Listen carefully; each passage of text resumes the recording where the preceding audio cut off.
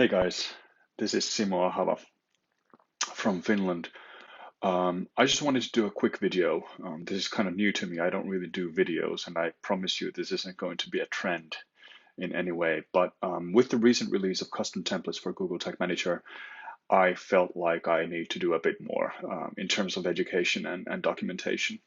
So with this video, I'll walk you through all the steps you'll need to take if you want to create a basic tag template, a bit more complicated than what I have in the actual guide article. But so there won't be that much more in this video. I urge you to read the guides, to which I'll point to when the actual recording starts. And just let me know in the comments if there's something you want me to add to the video or modify. Not sure how this whole YouTube thing works, but I'm sure we'll make it work somehow. All right, let's get started. All right, let's get started. So just to give you an idea of what we'll be creating is we'll be creating a Facebook Pixel custom template. It won't be a perfect template for the Facebook Pixel. I don't want to do Facebook's work for them, but you can use it to extend it to cover all the use case you might have for the Pixel itself. When the template has been created, you would use that template to create tags, and this is what the tag template looks like. So there's a field where you can add pixel IDs, comma separated if you want to send the same hit to multiple IDs. You can choose between 3 standard events, so page view, lead, complete registration, and then there's a custom event to which you can add any name you want to send as a custom event. There's optional object properties, so things like content name, some product. You can use custom properties like virtual page URL, some path, and so on. And these are all mapped into a object that is sent to a properties object that is then sent to Facebook with the pixel. And under more settings, you will see the disable automatic configuration checkbox, which lets you disable Facebook's auto config, which is basically an automatic way for the Facebook pixel to track clicks and page metadata and stuff like that. I really dislike it, so I wanted to add the disabling option. In the links of the video, you'll find a link to the gist. So this gist has the template file itself. You can import this file as it is into your custom templates so that you can, you'll get the whole thing ready in your browser without having to type everything yourself. There's also a link to my custom templates guide, which is basically a very long documentation for how custom templates work. It should be used as a reference because there's so much to go through, but especially the things like field configuration reference and then the editor chapters are very relevant when you're working with templates. There's also a link to the GTM tips post about creating a Facebook pixel. It basically goes through all the same steps as in this video. So if you prefer to follow things in written format, feel free to take a look. And then there's the implementation documentation for the pixel itself, that we'll be referencing every now and then. The key thing about the pixel is that what we're trying to build is a global method called FBQ, which takes parameters or arguments, and these arguments are then passed to either an internal method, if the library has loaded, or then a temporary queue, which keeps tabs on those items until the library loads, and then the hits are compiled and sent to Facebook. And the library itself is loaded with a script injection. So we're trying to replicate this functionality that our tag will run these FBQ commands in order, and there's some additional logic there which we'll go over when it's time. But the first thing that we'll do is we will import the template, so that I'll show you how that's done. Because I'm not going to start typing all the code. I will redo all the fields so you'll know how those work.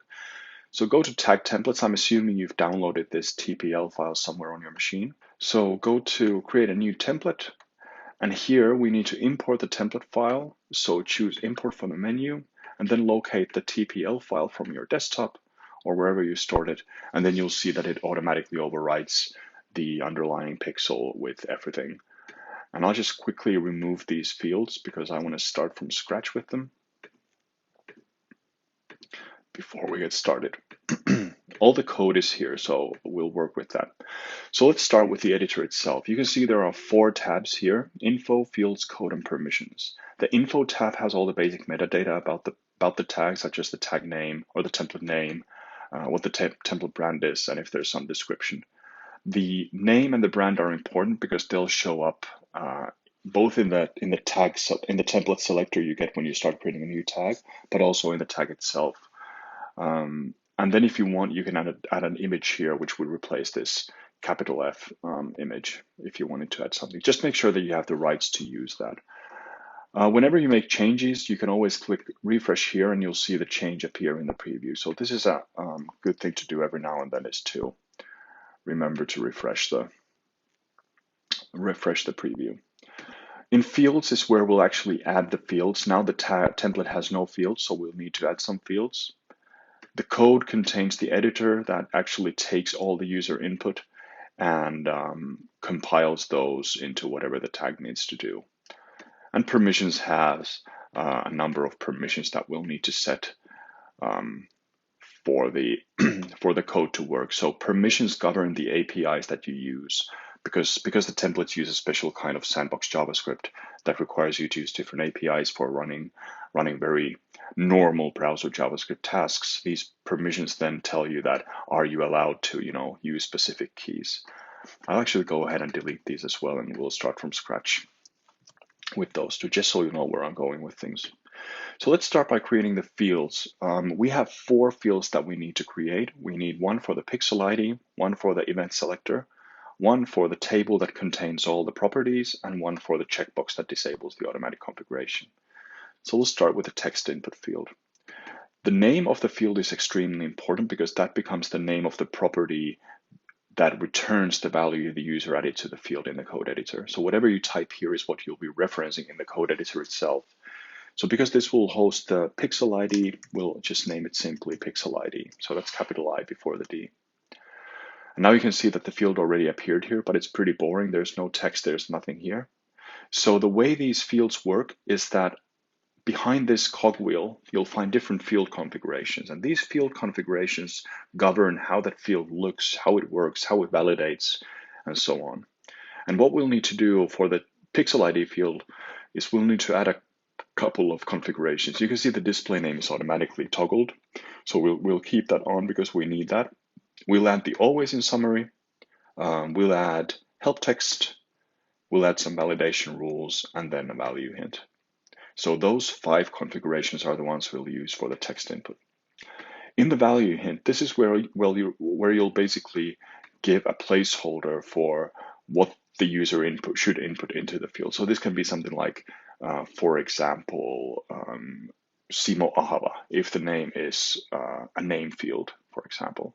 But now it's a pixel ID field, so we need to tell the user what they can type here. So let's do something like 1, 2, 3, 4, 5, 6, 7, 8, 9, comma, 2, 3, 4, 6, 7, 8, 9, 10. So now the user will know that the format has to be like this. If you refresh it, you'll see that the value hint appeared in the field. This is not a value. So if the user leaves this field empty, this is not what gets stored. It's just a hint. It's a UI hint that you'll use to know what to add into the field. For the display name, type Facebook pixel IDs. Let's see what happens. So the display name becomes the label of the field, a very important user interface thing. Help text, let's type something here. Add the Facebook pixel ID. You can add multiple IDs by separating them with the comma. And let's see what happens now. So the help text becomes this little question mark icon, and you can hover over it to see the help text that you just typed. Again, a very good accessibility feature. Always in summary is great because it actually means that the field value will show up here in the summary view, even when the user is not editing the template. So the user always has an idea of what fields the tag has and what the value input into them is. And the validation rules let you specify certain validation criteria that have to pass successfully for the user to be able to even save the tag. So we'll need to add actually two rules. The first one is great, so this value cannot be empty. Let's use that one. And the second one, we want to specify that the user has to add those pixel IDs in this exact format. So a number, and then optionally a comma followed by another number, a comma, another number, and so on. So we'll use a regular expression to make sure that the field matches, that the field only contains these characters. So any characters from 0 to 9 or a comma are only valid in this field. So now we can test this out. Let's do a refresh. And then let's type here something like hello. And then let's try to run this tag and see what happens. So it gives me the error. The value does not match the regular expression, blah, blah, blah, blah, blah. Let's try leaving it empty and test it again. The value must not be empty. Okay, so those are great. They're working. Let's try with a valid number. 1, 2, 3, 4, 5, 6. Yes, it works. Don't worry about those messages. They're because of the code editor not having permissions yet. Then let's try with a comma and test it again. And it's working nicely. But if you remember, those error messages were really unhelpful. So you can actually add some custom messages by checking the advanced settings for both of the validation rules. So we'll change this. This value cannot be empty. We'll put an error message that says you must add a Facebook pixel ID. And the regular expression will put you must provide the ID in correct format. So those are handy, again, accessibility things. So let's see what happens when you try to send an empty. It says you must add a Facebook pixel ID. Enabling conditions, we'll run into them later, but you can basically establish when these validation rules are applied. So based on some other field in the template, for example, if some checkbox is left unchecked, you can say that only show this validation rule if that checkbox is checked. For whatever reason, you might want to do that. So the first one is ready. The next one we'll need to add is the drop-down menu. So choose the drop-down menu, and this will become the list of events that are available. So let me just take a quick look what this field should be named. Okay, so the field should be named event name. So that's how you'll have access to this field. As you can see, it automatically has all the GTM variables, but we actually don't want that. We don't want the user to be able to add any variables there. We only want a predefined set of events. So you can uncheck that. And then we'll add some field configurations again. So we'll uncheck the include variables. We don't need that anymore. We'll be using the display name, so that's important to keep tabbed. Let's do the always in summary here as well. And then let's do the nested fields. So those are the ones that we'll be using. Oops, I added one here accidentally. So let's name it. It's the event name field, always in summary. And let's see what happens when I look at the outcome. So now it's just an empty list. So let's add 4 different menu items. The item name is what appears in the menu itself. And the item value is what's returned in the code editor if the user has selected that item. So let's put the first one here. That's page view and page view. I'll just keep the same name and the value just because there's no reason to have any difference there. Let's do lead, complete registration, and custom. And let's see how this looks. So now you can see those 4 items there. And now if you remember, we want to do it so that when the user selects the custom item, a text field pops out that lets you type in the custom event name. So what we'll do is we'll actually add a nested field. A nested field basically means that the field is visually bunched together with the parent field. And also if the parent field has some enabling conditions, then those are inherited by the nested field. But we don't have any enabling conditions here, but we'll still use the nested field just for the visual help. And the nested field appears down here. So we'll type the name of the nested field is called custom event name. And the display name would be custom event name. And now, if I now just save it, you'll see that the custom event name field is there all the time, which is a bit annoying. We only want it to appear when the custom event is selected. So what you'll do is in the field configuration, you'll actually add an enabling condition field. We'll also add a validation rule because this field has to be filled. Actually, no, I'll remove that and I'll leave that as a homework for you. So you want to add a validation rule that doesn't allow this field to be empty if it has been enabled. So I'll let you figure that one out. But the enabling condition, here it means that what is the field name, what is the operator, and what is the value you're checking against. So we want to make sure that only show this nested field, only show this custom field when the event name drop-down value is custom, because this is the value that it returns when custom is selected. So how it works is that event name, because that's the name of the event field, event name equals custom. So let's see what happens now. When I have custom selected, it shows the text field. When I choose something else, the text field disappears. So this is exactly how we wanted it. We want the custom event name to only show conditionally. Then the next field that we'll add is the object properties table. But instead of just adding the table here, we want to add some visual flair. So we'll put it into a collapsible section. And you'll find those under the group field. The group field name is totally inconsequential. It's not used in the code editor at all. So it could be something like group properties. Let's do it like that. The group style is a collapsible section collapsed, and the display name is object properties. Let's do it with like that. I also title case these so that I have some consistency. Cool.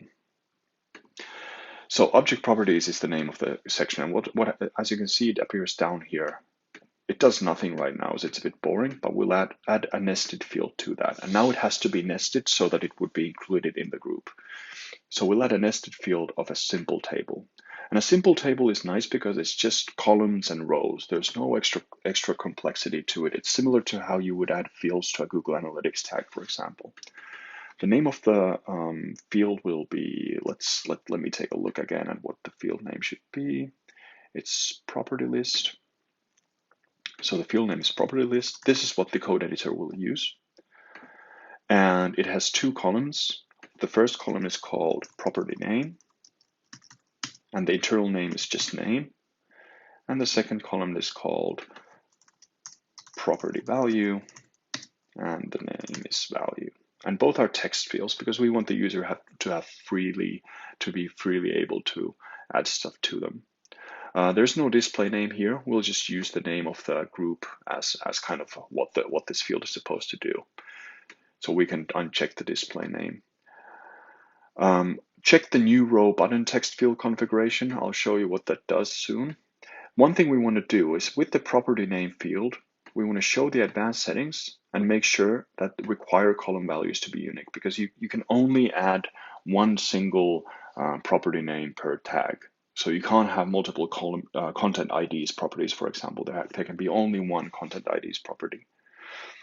And then I'll show you what this does now. So if I expand this, you can see that there's a button that has the add row.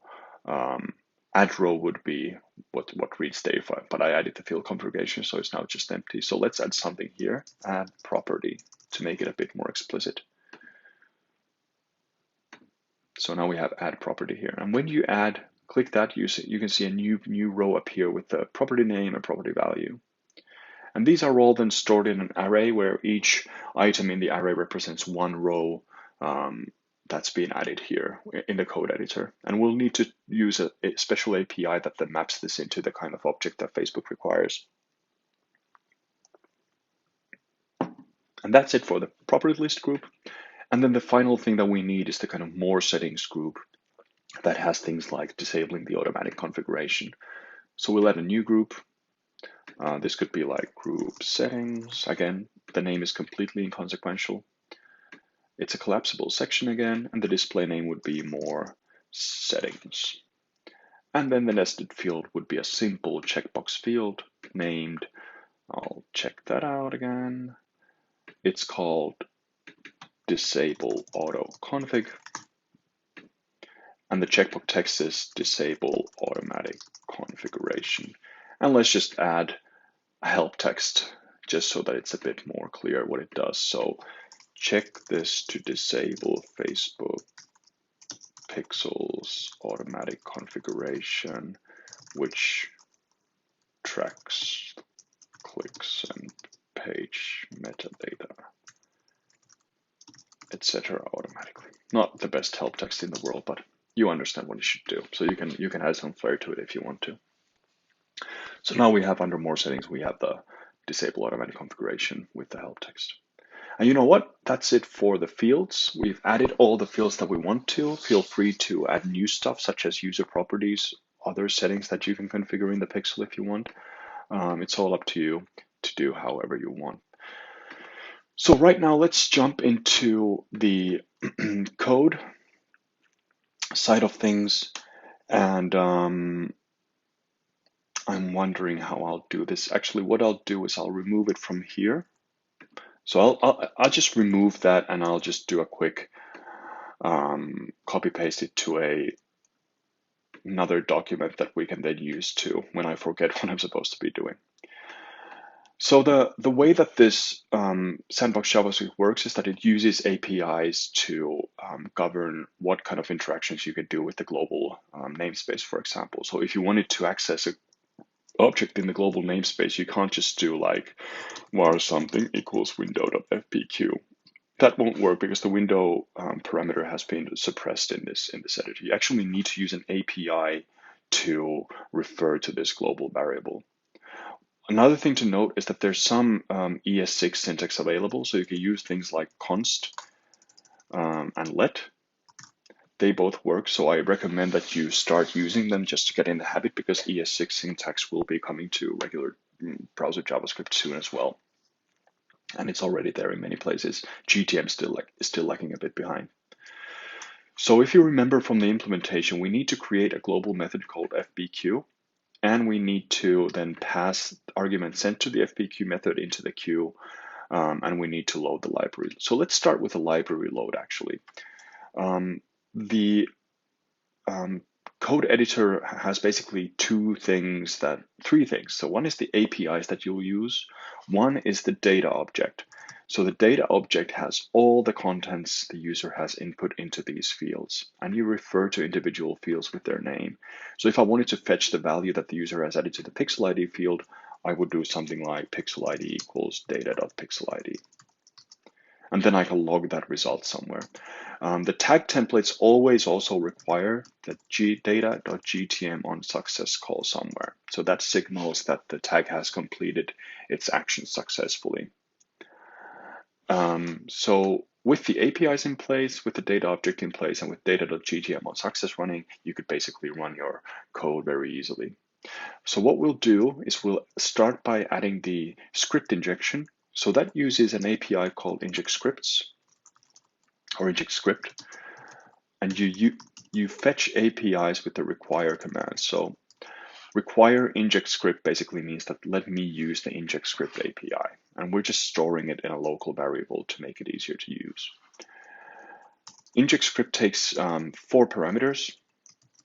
The first parameter is the URL of the file that you're actually trying to download. So we want the fbevents.js to be downloaded. Has to be a string, of course. The second parameter is what method callback to call when the library load has completed successfully. So we'll use data GTM on success. No parentheses, because we don't want to call that here. We only want to pass the name of the method to inject script. The third parameter is what happens when it fails. So that's data GTM failure. So this method basically signals GTM that, hey, this tag failed, and that might be useful in tag sequencing, for example. And the fourth one is this kind of string that you can use to make sure that the library is only injected once on every page. So it's like a check that makes sure that the library injection is always unique. So if we now refresh this, let's add some pixel ID here, and let's see what happens when I run the test. Well, it says that, hey, I'm not allowed to inject this script. I haven't given the right permissions to this template. So what you'll need to do actually is when you did this require command, in the permissions tab, you can automatically see that a new permission was added, the inject scripts permission. And in this URL match patterns, you just basically add the URL you want it to inject. So now you can actually test it and see what happens. Whoops. So let me just quickly test it. And let's see, there's an error here, so we'll need to take a look. Just make sure that the script was actually loaded. There's a test page that you can inspect, and just drill down deep into the iframe, and you should find the script in the head. So that's okay. It's probably given an error because we haven't actually added the Facebook method yet. But this is important to know, that is that it actually loads the script library. Okay. So the next thing that we need to do is we need to create the global FBQ method. And let's just copy the relevant parts from our code. So we'll actually copy this block right now.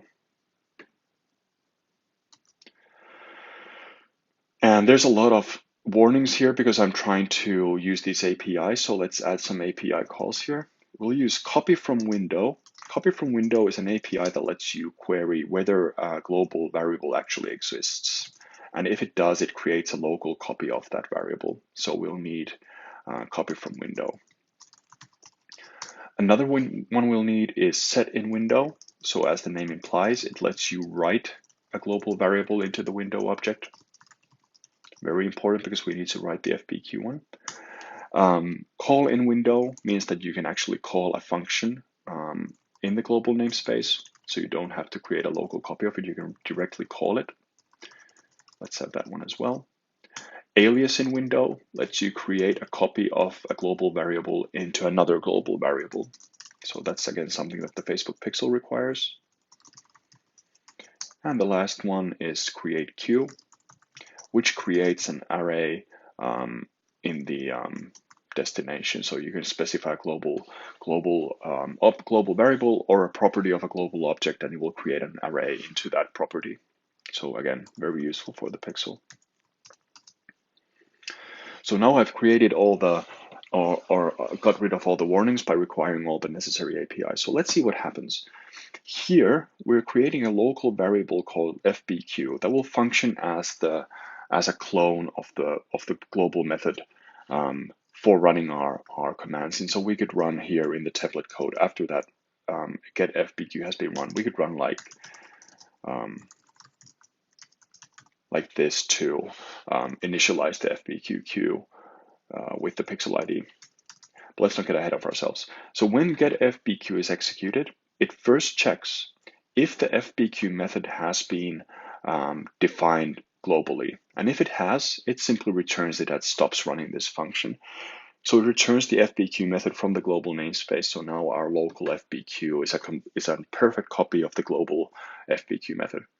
If it hasn't been created, we can actually just turn this into a constant because we don't need to. We don't need block level scope here. And here, if it hasn't been defined, instead we'll create it by using the set in window API, and we'll set the global method FBQ as a function. So this is what it's being set as the value of the global window.fbq method. And within that function, first we'll check if this fbq.callMethod.apply exists. So the call method is an internal function to the FBQ method, which is created by the Facebook library. So this is actually a pretty good way of checking, has the Facebook library already been loaded? And we'll use the apply prototype method because we want to pass some arguments to it. So apply is part of the JavaScript function prototype, and there's a lot of stuff about that online if you're interested in learning more. So what we do is we'll check, has the call method, does it exist? So has the library been loaded? And if it has, we'll call the apply method, just pass null as the second argument because we don't need to pass like this context to it. And then arguments is JavaScript for anything that was passed as a parameter to the FBQ call. So if the FBQ call is done like this, track page view, then the arguments object would contain an array where the first item is track and the second item is page view. So we're simply passing all the arguments that were sent to the FBQ method to call method.apply. This is just exactly how the pixel works, so you don't have to worry about it too much. It's exactly how the Facebook pixel works as well. And if the library hasn't been loaded, we'll call queue under the global method, which is an array, so we can call its push method directly. So fbq.queue.push, and then the arguments object. So the way that the Facebook library works is that before the library has loaded, it uses the queue. So you store all these track commands and init commands in the queue. And when the library loads, it processes the queue in order from the beginning to the end, and it just wraps them all and sends them to the call method internal function. And after the library has loaded, all the calls to the FBQ are done directly to the call method function because you don't need the queue anymore. Then the next thing you'll do is you'll create a copy in the global namespace of the FBQ method for the underscore FBQ. So this is just creates a clone of the global FBQ method. I have no idea why this is necessary. This is part of the Pixel library, so that's why I kept it there. I have no idea what happens if you leave it out, but I don't want to try. Then you'll need the create queue API to create the fbq.queue array, which is used here. So you need to run this so that the Facebook pixel works before this library has downloaded. And finally, we need to return something from getFBQ. So we'll return the current content of the global FBQ method, which should have been just set in the setting window command. So this is the purpose of this getFBQ method is to always return the global FBQ method. And if it doesn't exist yet, then it creates it doing exactly what the Facebook pixel does. So let's see what happens if we try to test this now with our items. There's going to be a couple of errors. So we'll see that first of all, we're trying to read a global variable, but we haven't given permissions to do so. So copy from window is trying to read FBQ, but we haven't told GTM that, hey, you're allowed to read that. And you can see that we're also trying to set it here. So it would actually complain about a read-write error, but because it's processing them one at a time, which just tells us about the read problem right now. So under permissions, you'll see that there's a new one here called accesses global variables, and you need to add all the global variables you're trying to access here. So FBQ is the first one. The name is FBQ, and we want to read it and we want to write it. So then we'll test it again. Then you can see that it's trying to write on the global variable underscore FBQ here, but we haven't given it permissions to do so. So we need to add underscore FBQ here as well. And I'll write for that one. And now just to save time, I'll add all the other ones that we're using. So for example, here, we're running fbq.callmethod.apply. So we actually need to add that particular function into the permissions. It doesn't inherit anything from the FBQ because we already gave FBQ rights to read, but we haven't given this sub property any rights to read. So we have to actually add every single property explicitly that we're trying to access. So we'll add fbq.callmethod.apply, and we want to read it and we want to call it. So it's not just reading, we also want to call it here, call in window, apply. Then we'll need the fbq.queue.push. So we'll need to add that one as well. FBQ and execute should be enough for that. We're only trying to call it. We don't care if it exists or not, we're just trying to call it. And then we need to create the fbq.queue. So we'll need to add a new permission, fbq.queue. You'd think that write is enough, but actually the create queue checks if it already exists. So it also needs read command, so it doesn't end up overwriting something that already exists.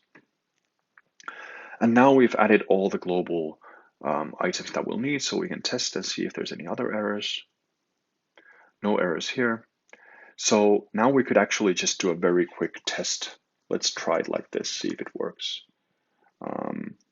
Data.pixelID. Let's try to initialize the pixel with whatever is input into this field. And now let's test it. and see what happens. Well, there wasn't nothing really happened, so we can kind of assume that things are working smoothly.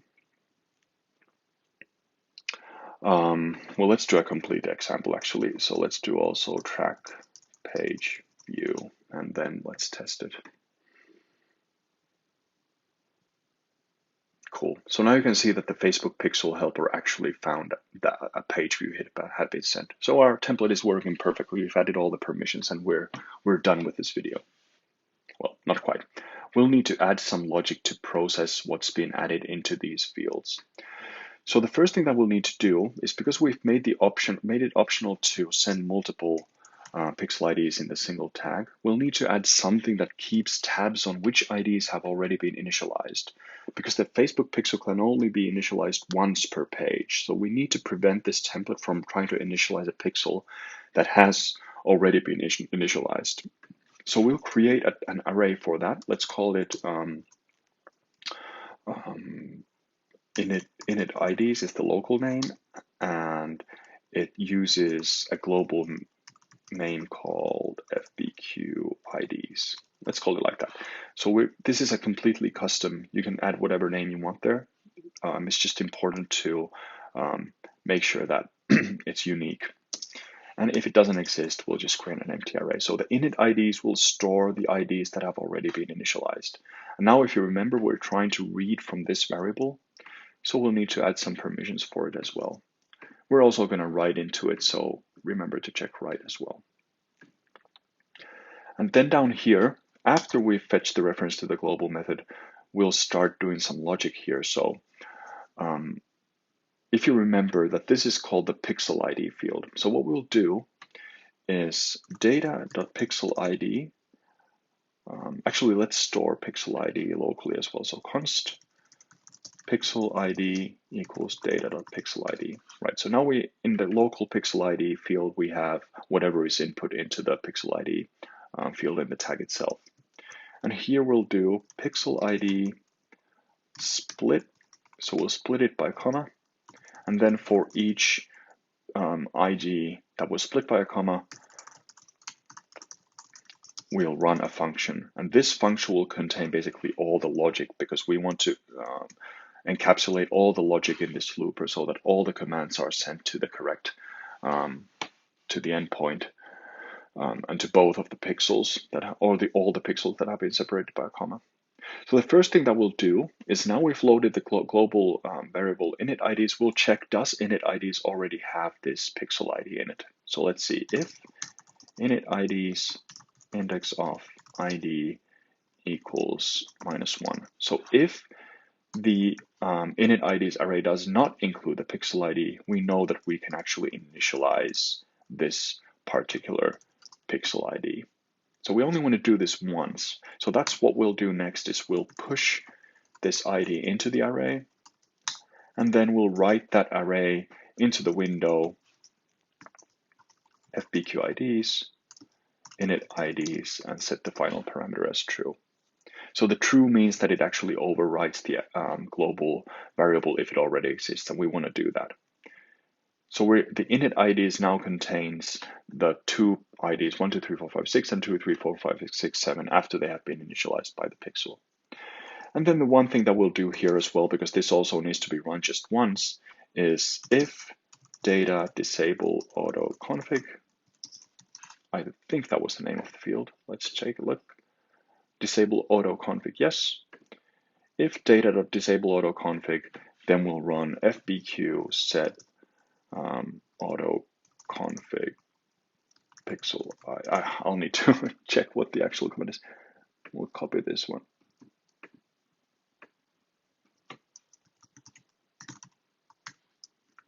Right. So if the checkbox for disable automatic configuration is checked, then this command is run fbq set autoconfig false for this ID that is currently being looped through.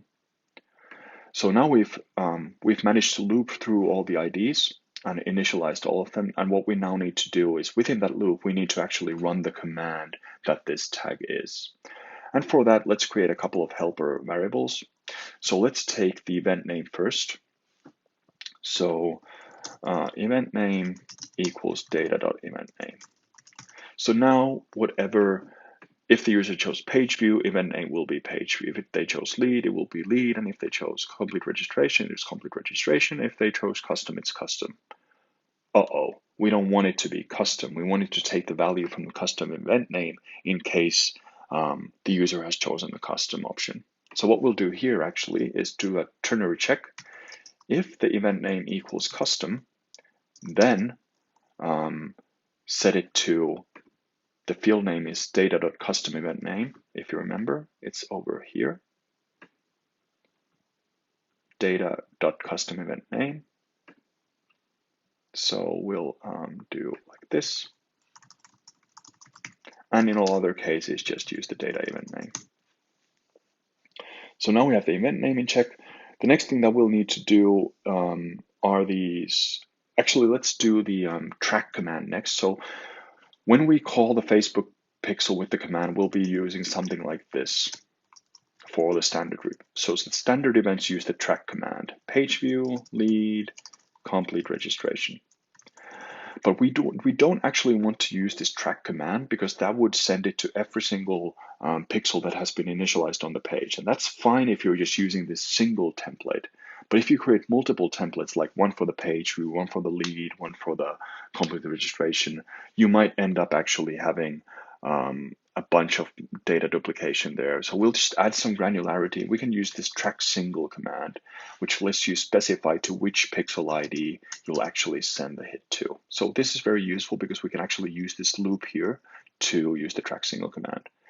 The thing is that with the custom event name, it's actually track single custom. So we need to make sure that we are using the correct command. So let's do const command equals if data event name equals custom, use track single custom. And in all other cases, use track single.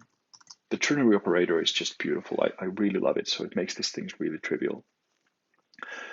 And the final thing we need to do is take this object property list. So let's say there's content IDs and content name. And let me just show you what that looks like by default. So let's log it, data.property list.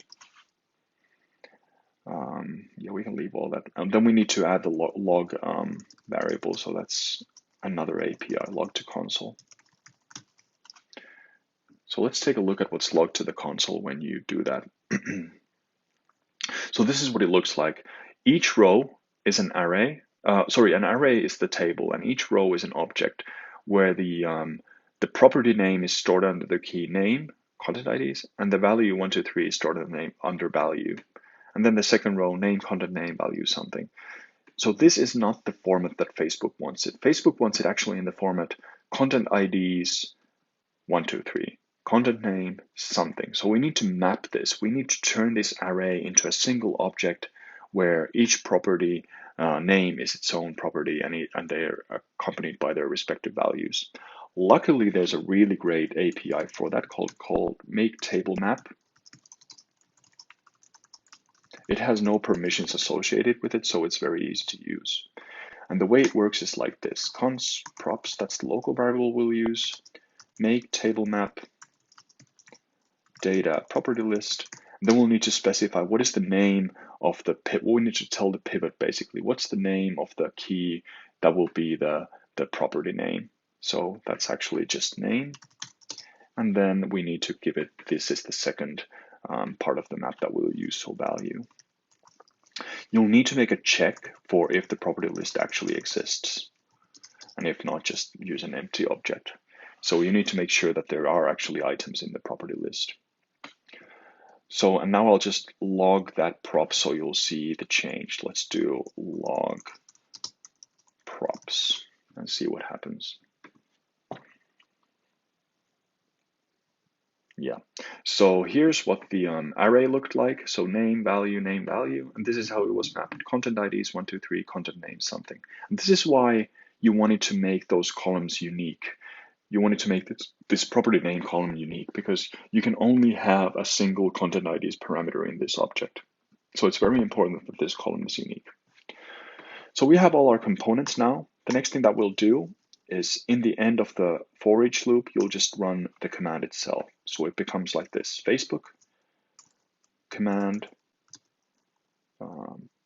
ID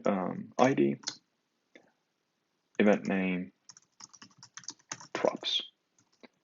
So this translates basically to the same thing as running FBQ track single custom 1 2 3 4 5 6 virtual page view or whatever,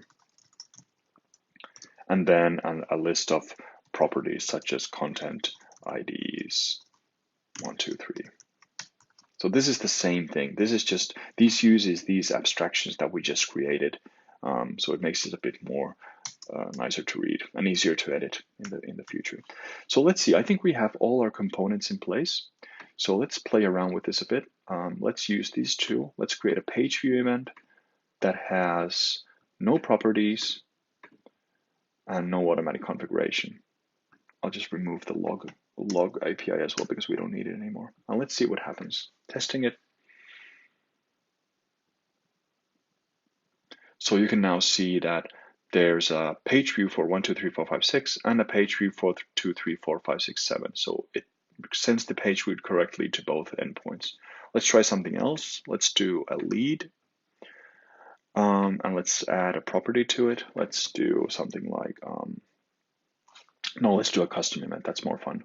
Let's do a virtual page view custom event with the property virtual page some path. And then let's see what happens when we test it.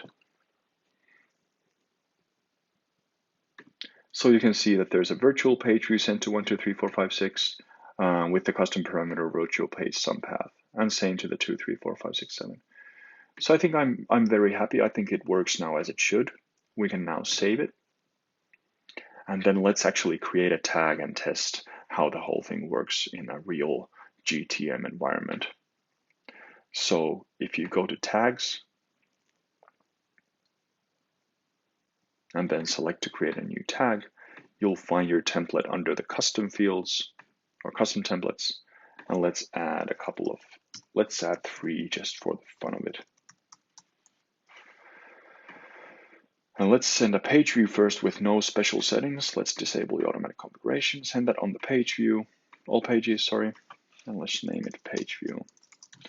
And then let's just add another one for the lead event, for example. Facebook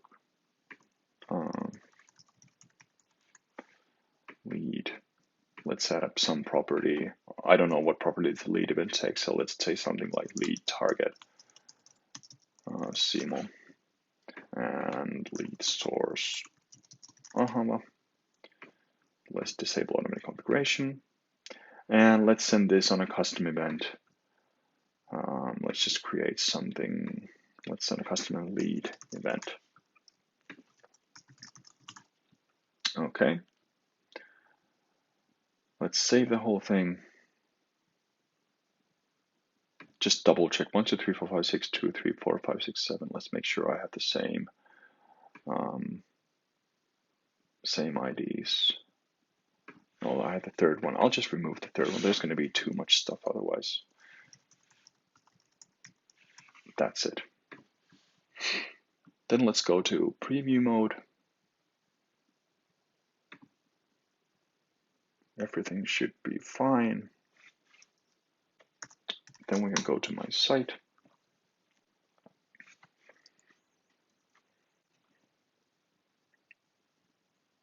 It's thinking, it's reloading.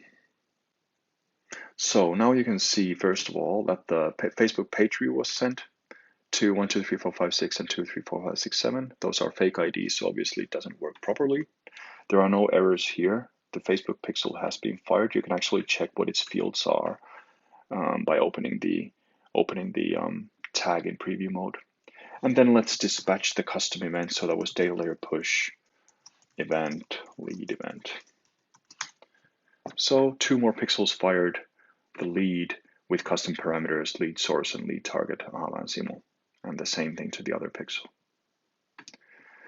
So I think everything is working as it should. I'm actually pretty happy with this. I hope that you've kind of figured out what templates are at the very least, and how they work in a more complicated scenario that I just described here. There's a whole lot more to discover, so I really do urge you to take a look at the custom templates guide, to improve your understanding of how templates work. But personally, I think that this is such an amazing thing in Google Tag Manager and really helps brands, especially, get their templates out there, get their custom code written in kind of a safe and optimized format.